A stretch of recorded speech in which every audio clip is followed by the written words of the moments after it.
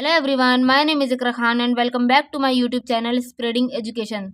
तो आज हम इस वीडियो में कक्षा 4 की पाठ्यपुस्तक आसपास के पार्ट 3 के बारे में बात करेंगे, जिसका नाम है नंदू हाथी।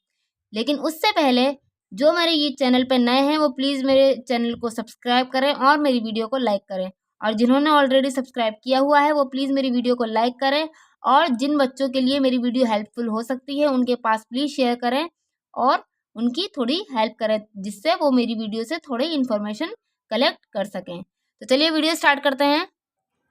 तो ये है हमारा पार्ट 3, नंदू हाथी। यानी कि आज हम इस पार्ट में किसके बारे में बात करेंगे? हाथी के बारे में, जिसका नाम है नंदू। ये है नंदू। यहाँ पर एक पिक्चर दे रखी है हाथी की, जिसका नाम क्या बताया है? नंदू।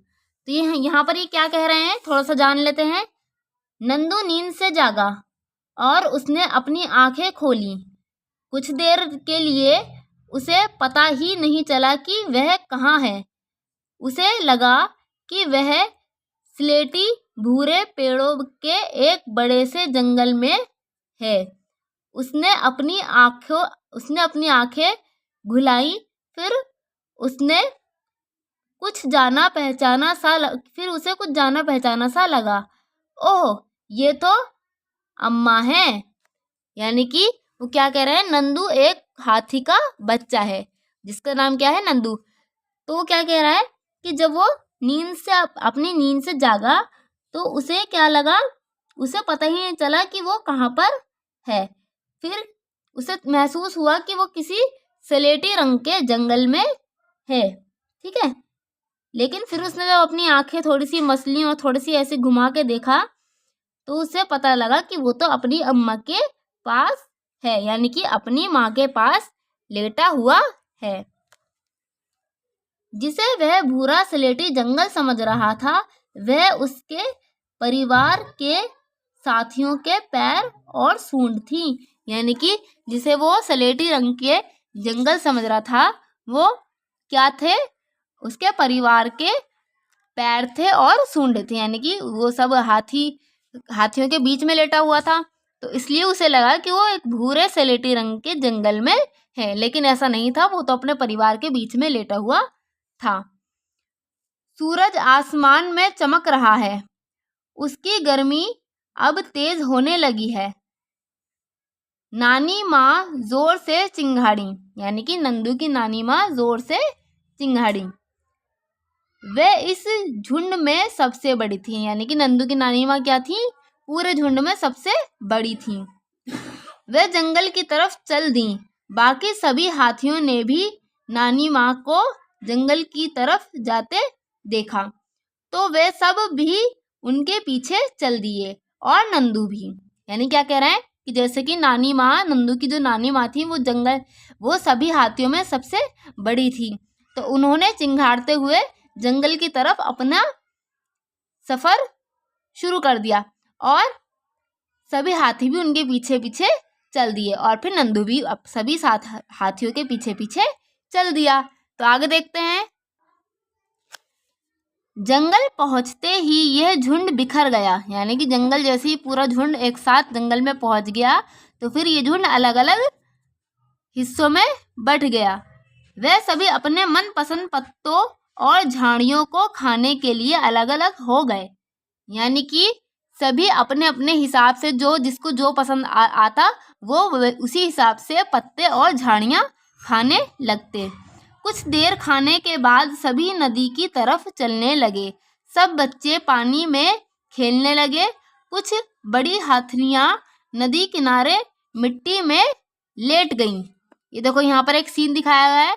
यहाँ छोटे छोटे बच्चे पानी में खेल रहे हैं और कुछ हाथियाँ नदी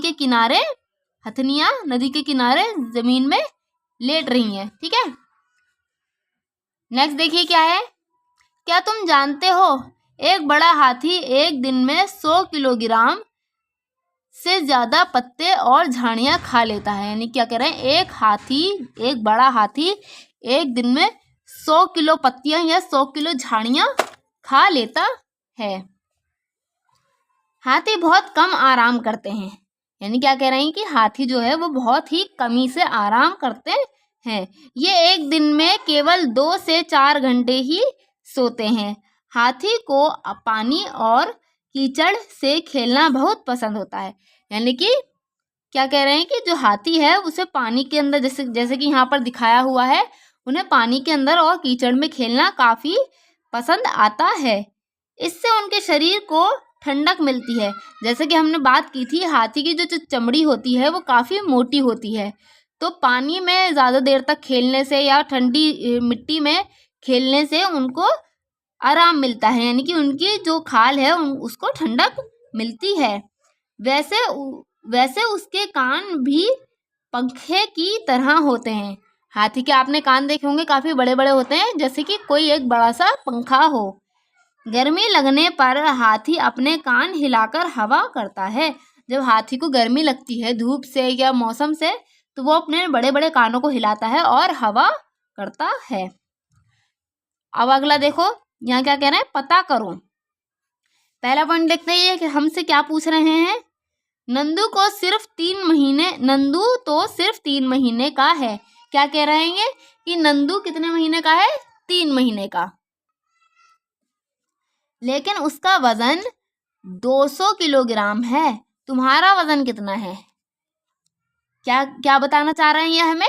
नंदू सिर्फ 3 महीने का है और उसका वजन कितना है? 200 किलोग्राम। यानी कि वो जो हाथी है नंदू, वो 200 किलो का है और है कितना बड़ा? वो सिर्फ 3 महीने का। अब यहाँ पूछा गया है तुम्हारा वजन कितना है। ठीक है, तो जाहिर सी बात है इंसान के बच्चों का वजन हाथी के बच्चों के वजन से काफ़ी कम होता है। यानी कि बूढ़े होने तक भी किसी का बहुत ही कमी से वो लोग होते हैं जिनका 200 किलो होता है, वरना किसी का भी 200 किलो वजन नहीं होता। और हाथी के सिर्फ 3 महीने के बच्चे का वजन कितना है? 200 किलो, क्योंकि हाथी हमसे काफ़ी विशाल होता है ना, इसीलिए उसका वजन 200 किलो है। तो आपको यहाँ पर अपना वजन बताना है।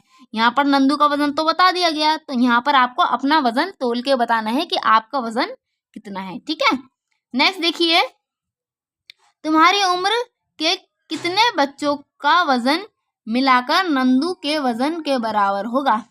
आपको अपने साथ के अपनी क्लास में जितने भी बच्चे हैं उनका वजन, सब अपना अपना वजन तोलेंगे और उनका वजन मिलाकर पता करना है कि कितने बच्चों का वजन मिलाकर 200 किलो वजन बैठता है। ठीक है, तो यहाँ पर उन बच्चों की संख्या लिखनी है कि जैसे मान लो 5 बच्चों का वजन मिला के 200 किलो वजन बैठेगा, या 10 बच्चों का वजन मिलाकर नंदू के वजन के बराबर बैठेगा। इस तरीके से यहाँ पर आपको भरना है। ठीक है, नेक्स्ट देखते हैं।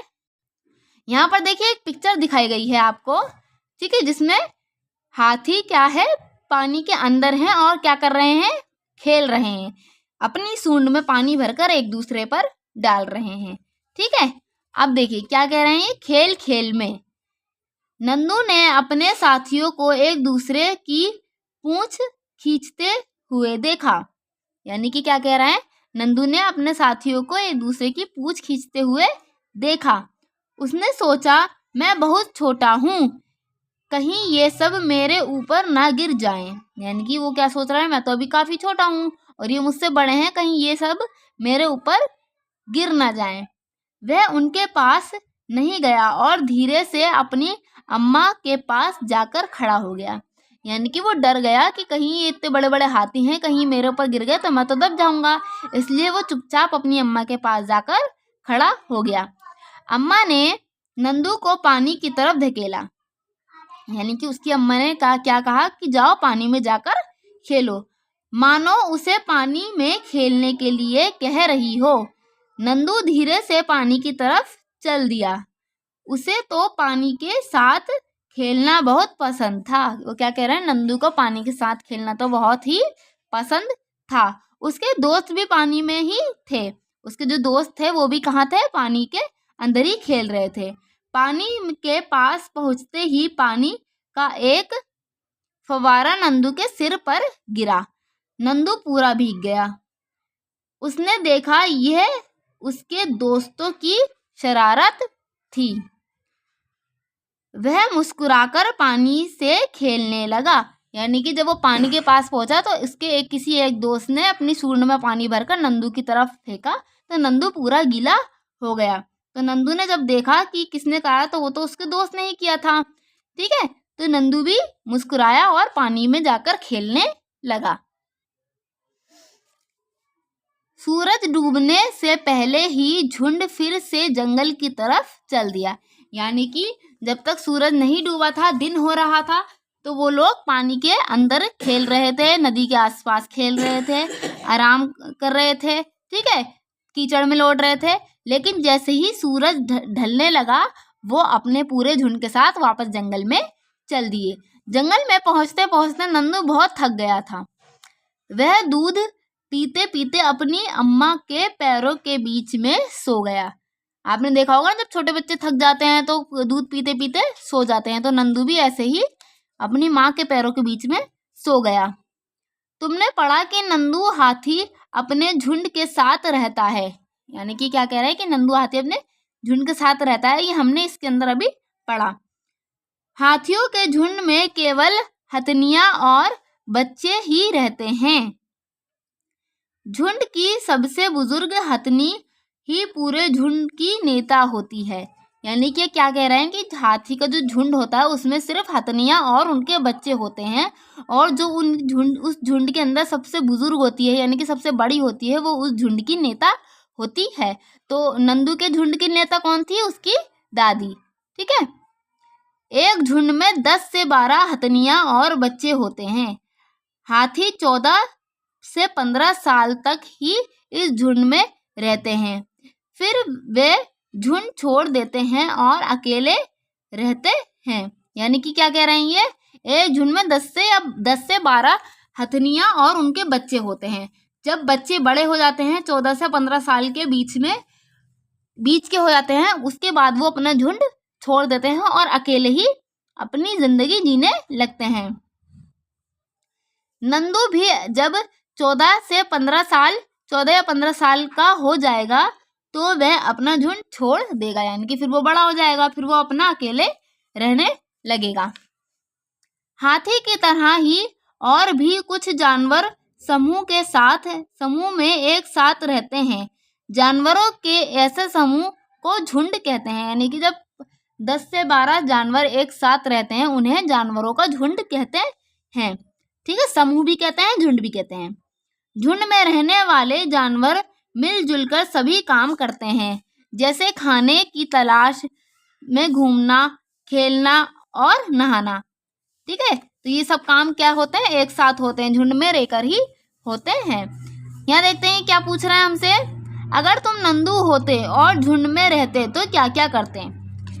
क्या क्या करते आप?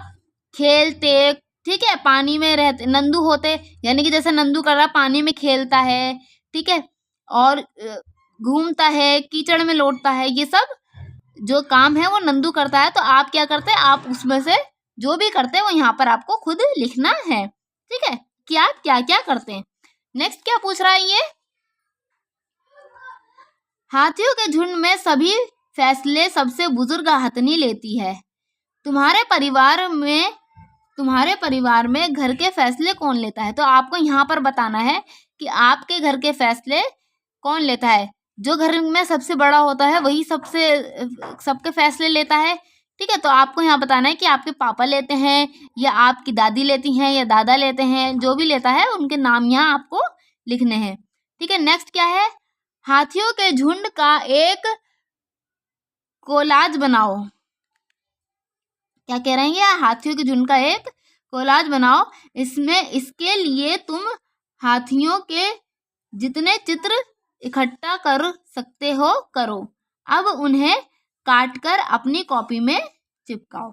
यानी कि आपको हाथियों के फोटो कलेक्ट करने हैं। आप फोटो स्टेट करवा के भी कर सकते हो या प्रिंटर से फोटो निकलवा सकते हो और उनको फोटो काट कर एक झुंड बनाना है और उसको अपने कॉपी में चिपकाना है। ठीक है, इस तरीके से। नेक्स्ट क्या है, नंदू वह सब करता था जो उसे पसंद था। यदि तुम्हें अपने दोस्तों के साथ घूमने के लिए पूरा एक दिन मिले तो तुम उस दिन क्या क्या करोगे? ठीक है, इसमें क्या कहा गया है कि नंदू को जो चीजें पसंद थी, जो काम करना पसंद था, वो तो वो करता था। लेकिन अगर आपको एक दिन दिया जाए अपने दोस्तों के साथ घूमने के लिए, अपने दोस्तों के साथ दिन बिताने के लिए, तो आप उसमें क्या क्या करोगे?